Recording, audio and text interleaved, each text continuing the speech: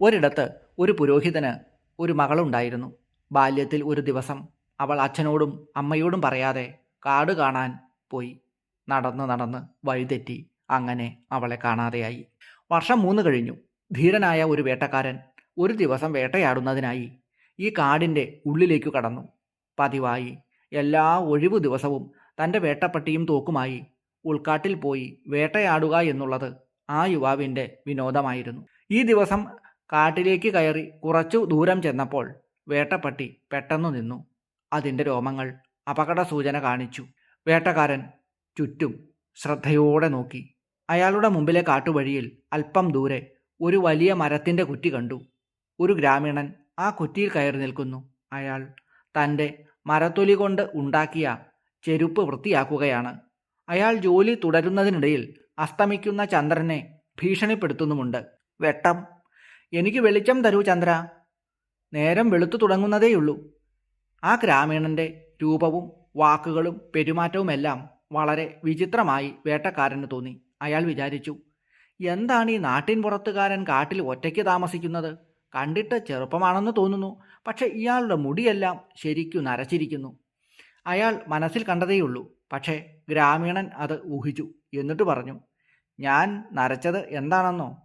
അത് ഞാൻ ചെകുത്താൻ്റെ അപ്പൂപ്പനായതുകൊണ്ടാണ്. അപ്പോൾ വേട്ടക്കാരൻ ആളെ മനസ്സിലായി.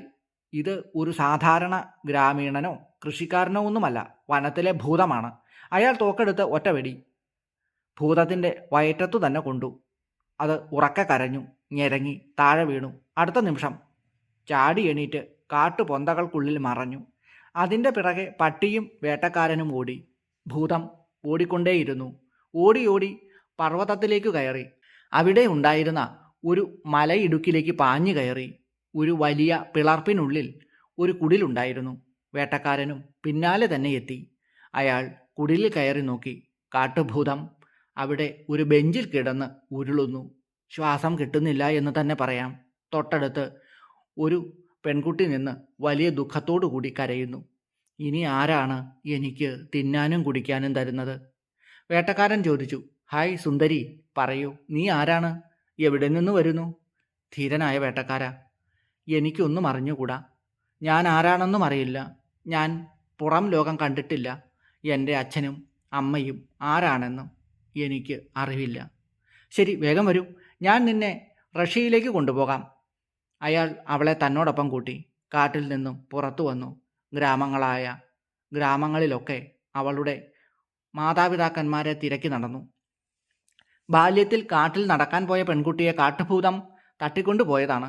ഭക്ഷണപാനീയങ്ങൾ കൊടുത്ത് അവളെ 3 വർഷം മുഴുവൻ പോറ്റി. പക്ഷേ അത്രയും കാലം കാട്ടിലെ മലഞ്ചെരുവിലെ കുടിലിൽ വെച്ച് വളർത്തിയതുകൊണ്ട് അവൾക്ക് മനുഷ്യരുമായും ലോകവുമായുമുള്ള ബന്ധം പൂർണ്ണമായി വിച്ഛേദിക്കപ്പെട്ടിരുന്നു. അവൾ സ്വന്തം നാടും വീട്ടുകാരെയും, എന്തിന് മാതാപിതാക്കളെപ്പോലും മറന്നുപോയി. ഭൂതത്തോടും തന്നെത്താനെയും സംസാരിച്ചിരുന്നതുകൊണ്ട് ഭാഷ മാത്രം മറന്നില്ല. താൻ മിക്കവാറും നഗ്നയാണ് എന്നതിൽ അവൾക്ക് ആദ്യം ഒരു നാണക്കേടും തോന്നിയിരുന്നില്ല. വേട്ടക്കാരൻ ആദ്യത്തെ ഗ്രാമത്തിൽ നിന്ന് കിട്ടിയ സ്ത്രീയുടെ വസ്ത്രം അവളെ കൊണ്ട് ധരിപ്പിച്ചു. പലയിടത്തും സഞ്ചരിച്ചു. ഒടുവിൽ വേട്ടക്കാരനും പെൺകുട്ടിയും ഒരു ഗ്രാമത്തിലെത്തി. അവിടെ ആർക്കെങ്കിലും ഒരു കന്യകയെ നഷ്ടപ്പെട്ടിട്ടുണ്ടോ എന്ന് ആ യുവാവ് അന്വേഷിച്ചു തുടങ്ങി. വിവരമറിഞ്ഞ പുരോഹിതനും ഭാര്യയും ഓടി വന്നു. പുരോഹിതൻ പറഞ്ഞു, ഇത് എൻ്റെ മകളാണ്. അവർ അവളെ കെട്ടിപ്പുണർന്നു. എൻ്റെ മോളെ, ഇത്രയും കാലം നീ എവിടെയായിരുന്നു? നിന്നെ വീണ്ടും കാണാൻ കഴിയുമെന്ന് ഞാൻ ഒരിക്കലും വിചാരിച്ചില്ല. പെൺകുട്ടി അവരെ സൂക്ഷിച്ചു നോക്കി. അവൾ പരിഭ്രമിച്ചിരുന്നു, മിണ്ടാതെ നിന്നു. പാവത്തിന് ഒന്നും മനസ്സിലായില്ല. പക്ഷേ പിന്നീട് കുറേശ്ശെയായി കാര്യങ്ങളെല്ലാം ബോധ്യമായി. അല്പം കൂടി വളർന്നു കഴിഞ്ഞപ്പോൾ പുരോഹിതനും ഭാര്യയും ആ കുട്ടിയെ അവളെ രക്ഷിച്ചുകൊണ്ടുവന്ന വേട്ടക്കാരന് തന്നെ വിവാഹം കഴിച്ചു നൽകി. ധാരാളം സമ്മാനങ്ങളും കൊടുത്തു. പിന്നീടൊരിക്കൽ വേട്ടക്കാരനും ആ സ്ത്രീയും കൂടി ഉൾക്കാട്ടിലേക്ക് പോയി. അവിടെ മലയിടുക്കിലുള്ള കുടിൽ കാണാൻ വേണ്ടിയായിരുന്നു ആ യാത്ര. അവർ എല്ലായിടത്തും പരിശോധിച്ചുവെങ്കിലും അത് കണ്ടെത്തുവാൻ കഴിഞ്ഞില്ല. പ്രണവപ്രകാശത്തിൻ്റെ പുതിയ ഒരു അധ്യായത്തിലേക്ക് എല്ലാവർക്കും സ്വാഗതം. സർവജ്ഞതായുക്തനായ പ്രഥമാഭിരന്യദേവീഭിരപ്യാശ്രിതചക്രഭൂമേ സർവാമരാകാംക്ഷിതപൂരയിത്രീ സർവസ്യ ലോകസ്യ സവിത്രി പാഹി. സർവജ്ഞതായുക് പ്രഥമാഭി അന്യദേവീഭി അഭി ആശ്രിത ചക്രഭൂമേ. സർവജ്ഞതയുള്ള ആദ്യത്തെ ദേവിയാലും മറ്റ് ദേവിമാരാലും ആശ്രയിക്കപ്പെട്ട ചക്രഭൂമിയോടുകൂടിയവളെ. ശ്രീചക്രത്തിലെ സർവരക്ഷാകര ചക്രം എന്ന ഭാഗത്ത് 10 ത്രികോണങ്ങളുണ്ട്. അവയിൽ 10 ദേവിമാരുമുണ്ട്. അവരിൽ ആദ്യത്തെ ദേവിയാണ് സർവജ്ഞ. അതുകൊണ്ടാണ് സർവജ്ഞത നിറഞ്ഞ ആദ്യത്തെ ദേവിയാലും എന്ന് സൂചിപ്പിച്ചിട്ടുള്ളത്.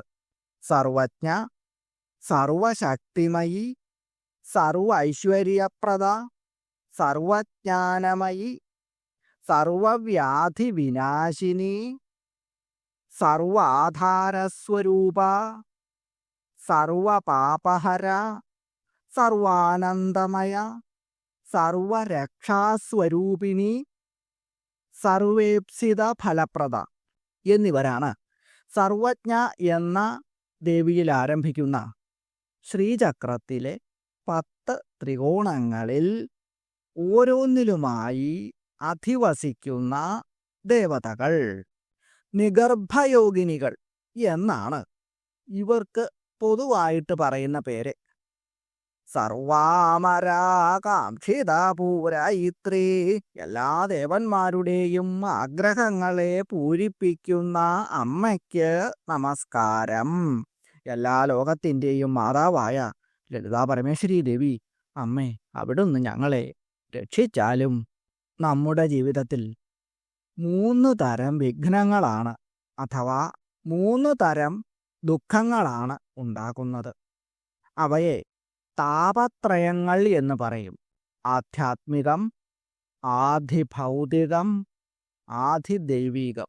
താപത്രയങ്ങൾ എന്ന് പൊതുവെ അറിയപ്പെടുന്ന ഇവയിൽ നിന്നും ഭക്തരെ അമ്മ രക്ഷിക്കുന്നു. അതുകൊണ്ട് വശിന്യാദി വാഗ്ദേവതകൾ ലളിതാ സഹസ്രനാമത്തിൽ 357 നാമമന്ത്രമായി താപത്രയാഗ്നിസന്തപ്ത സമാഹ്ലാദന ചന്ദ്രിക എന്ന് അമ്മയെ സ്തുതിക്കുന്നു. താപത്രയങ്ങളാകുന്ന അഗ്നിയാൽ സന്തപ്തരായവരെ ആഹ്ലാദിപ്പിക്കുന്ന ചന്ദ്രികയായിട്ടുള്ളവൾ, 3 പാപങ്ങളാകുന്ന അഗ്നി കൊണ്ട് തളർത്തപ്പെട്ടവർക്ക് മനസ്സിന് ആഹ്ലാദം നൽകുന്ന നിലാവായിട്ടുള്ളവൾ. ദുഃഖങ്ങൾ 3 വിധമാണെന്ന് പറഞ്ഞല്ലോ. സ്വന്തം പ്രവൃത്തി കൊണ്ട് അവനവൻ തന്നെ വരുത്തി വയ്ക്കുന്ന ദുഃഖങ്ങളെ ആധ്യാത്മികം എന്ന് പറയാം. ഉദാഹരണമായി ശാരീരികമായിട്ടുണ്ടാകുന്ന അസുഖങ്ങൾ ആഹാരവും വ്യായാമവുമൊക്കെ ക്രമീകരിച്ചുകൊണ്ട് പ്രകൃതിക്ക് ഇണങ്ങുന്ന ജീവിതം നയിക്കുക. ഒട്ടുമിക്ക അസുഖങ്ങളെയും അങ്ങനെ അകറ്റി നിർത്താം. നാവിനെ തൃപ്തിപ്പെടുത്തുന്നതിന് വേണ്ടി മാത്രം മനുഷ്യ ശരീരത്തിന് ആവശ്യമില്ലാത്ത അമിതമായ രുചിയും മധുരവും മറ്റു രസങ്ങളുമൊക്കെ ഉള്ള ബേക്കറി പലഹാരങ്ങളും മറ്റും അമിതമായി കഴിച്ച് വരുത്തി വയ്ക്കുന്ന ജീവിതശൈലീ രോഗങ്ങൾ നിരവധിയാണ്. അത്തരം രോഗങ്ങളെയൊക്കെ മാറ്റി നിർത്തിയാൽ മരണനിരക്കും കുറയും എന്ന കാര്യം തീർച്ച തന്നെ. അതിവൃഷ്ടി, അനാവൃഷ്ടി, കൊടുങ്കാറ്റ്, പ്രളയം, അഗ്നിബാധ ഇവയാണ് ആധിഭൗതികം എന്ന വിഭാഗത്തിൽപ്പെടുന്ന വിഘ്നങ്ങൾ. പഞ്ചഭൂതങ്ങളുടെ സന്തുലിതമായ അവസ്ഥ നഷ്ടപ്പെടുന്നതുകൊണ്ടാണ് ഇത്തരം ദുഃഖങ്ങൾ ഉണ്ടാകുന്നത്. സർപ്പദംശനം, ഇടിവെട്ടേൽക്കുക, മാറാവ്യാധികൾ എന്നിങ്ങനെ ഉള്ളവയാണ് ആധിദൈവികമായ വിഘ്നങ്ങൾ അഥവാ ദുഃഖങ്ങൾ.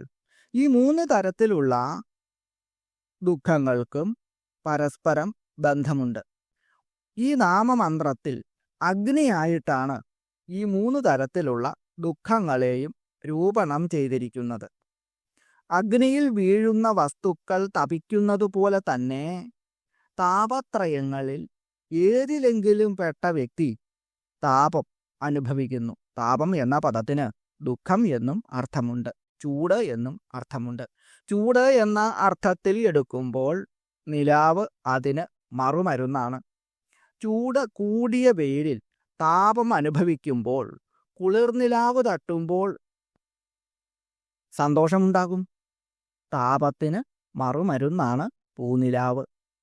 താപത്രയങ്ങൾ കൊണ്ട് ദുഃഖിക്കുന്നവർക്ക് അമ്മ മോചനം നൽകുന്നു. അമ്മയെ ഭക്തിയോടെ ഉപാസിക്കുന്നവർ എല്ലാ വിധത്തിലുമുള്ള ദുഃഖങ്ങളിൽ നിന്നും മുക്തരാകുന്നു എന്നാണ് ഈ നാമമന്ത്രത്തിൻ്റെ അർത്ഥം. ഓം താപത്രയാഗ്നിസന്തപ്ത സമാഹ്ലാദന ചന്ദ്രികായൈ നമഃ. ഓം ഓം ഹ്രീം താപത്രയാഗ്നിസന്തപ്ത സമാഹ്ലാദന ചന്ദ്രികായൈ നമഃ. ഈ ഒരു മന്ത്രത്തിലൂടെ വാഗ്ദേവതകൾ നമുക്ക് നൽകുന്നത് അമ്മയെ ആരാധിക്കുന്നവരെ ഈ പ്രപഞ്ചത്തിലുള്ള ഒന്നിനും യാതൊന്നും ചെയ്യുവാൻ കഴിയുകയില്ല എന്ന സന്ദേശം കൂടിയാണ്. ഇവിടെ പറഞ്ഞിട്ടുള്ള 3 തരത്തിലുള്ള വിഘ്നങ്ങൾ അഥവാ ദുഃഖങ്ങളല്ലാതെ മറ്റൊന്നും തന്നെ ഈ പ്രപഞ്ചത്തിൽ ജീവിതത്തിൽ തടസ്സങ്ങൾ ഉണ്ടാക്കുന്നില്ല. അതുകൊണ്ട് അമ്മയെ ആരാധിക്കുന്നവർ ഒരിക്കലും നിരാശപ്പെടുകയുമില്ല. ഇതിനപ്പുറം ഒരു ഫലം പറയുവാൻ ആർക്കാണ് സാധ്യമാവുക? അത്രയും ശക്തമായ ഒരു മന്ത്രം തന്നെയാണിത്. ഫലവും മന്ത്രവും ഒരുമിച്ച് നിൽക്കുന്ന ഒരു അപൂർവത, അതാണ് ഈ മന്ത്രത്തിൻ്റെ മഹത്വം. എന്നും യൗവനമുള്ളവളാണ് അമ്മ. അതുകൊണ്ട് അടുത്ത നാമമന്ത്രമായി തരുണി എന്ന് വാഗ്ദേവതകൾ അമ്മയെ സ്തുതിക്കുന്നു. അമ്മ അവതരിച്ചത് കാമേശ്വരി ലളിതാംബിക ആയി തരുണീ രൂപത്തിലാണ്. അമ്മ ചിദഗ്നികുണ്ഠത്തിൽ നിന്നും ആവിർഭവിച്ചതുകൊണ്ട് അമ്മയ്ക്ക് ജനനമോ മരണമോ ഇല്ല. ഇത് രണ്ടും ഇല്ലാത്തതുകൊണ്ട് അമ്മ എന്നും യൗവനയുക്തയാണ്. 16നും 30നും ഇടയ്ക്ക് പ്രായമുള്ളവളും കന്യാവസ്ഥയെ കടന്നവളുമായ സ്ത്രീയാണ് തരുണി. കാമേശ്വര ഭഗവാന്റെ പത്നീ രൂപത്തിൽ സ്ഥിരമായ യൗവനത്തോടെ സ്ഥിതി ചെയ്യുന്നതുകൊണ്ടാണ് അമ്മയ്ക്ക് ഈ നാമം നൽകിക്കൊണ്ട് വാഗ്ദേവതകൾ വണങ്ങുന്നത്. ഓം തരുണ്യൈ നമഃ. ഓം ഓം ഹ്രീം തരുണ്യൈ നമഃ. മനസ്സിന് എന്നും ആനന്ദവും ആഹ്ലാദവും ഉണ്ടാവാൻ ഈ മന്ത്രം ജപിച്ചാൽ മതി. അവിവാഹിതർ വിവാഹിതരാകുന്നതിന് എന്തെങ്കിലും തടസ്സങ്ങളുണ്ടെങ്കിൽ അത് മാറിക്കിട്ടുവാൻ ഈ മന്ത്രം ഉത്തമമാണ്. കാമേശ്വര ഭഗവാന്റെ മടിയിലിരിക്കുന്ന അമ്മയെ ധ്യാനിച്ചുകൊണ്ട് അവിടത്തോട് ഈ മന്ത്രം ജപിച്ച് പ്രാർത്ഥിച്ചാൽ സ്ത്രീയാകട്ടെ പുരുഷനാകട്ടെ ആരായാലും വിവാഹ തടസ്സങ്ങളെല്ലാം മാറി സുഖമായ ഒരു ദാമ്പത്യ ജീവിതം ഉണ്ടാകുന്നതാണ്. ആദിപരാശക്തിയായ മഹാദേവി എല്ലാവരെയും സർവ്വസൗഭാഗ്യങ്ങളും നൽകി അനുഗ്രഹിക്കുമാറാകട്ടെ എന്ന് പ്രാർത്ഥിച്ചുകൊണ്ട് അമ്മേ അവിടുത്തെ പാതാരബിന്ദങ്ങളിൽ സാഷ്ടാംഗം പ്രണമിച്ചുകൊണ്ട് നിർത്തുന്നു. നന്ദി, നമസ്കാരം.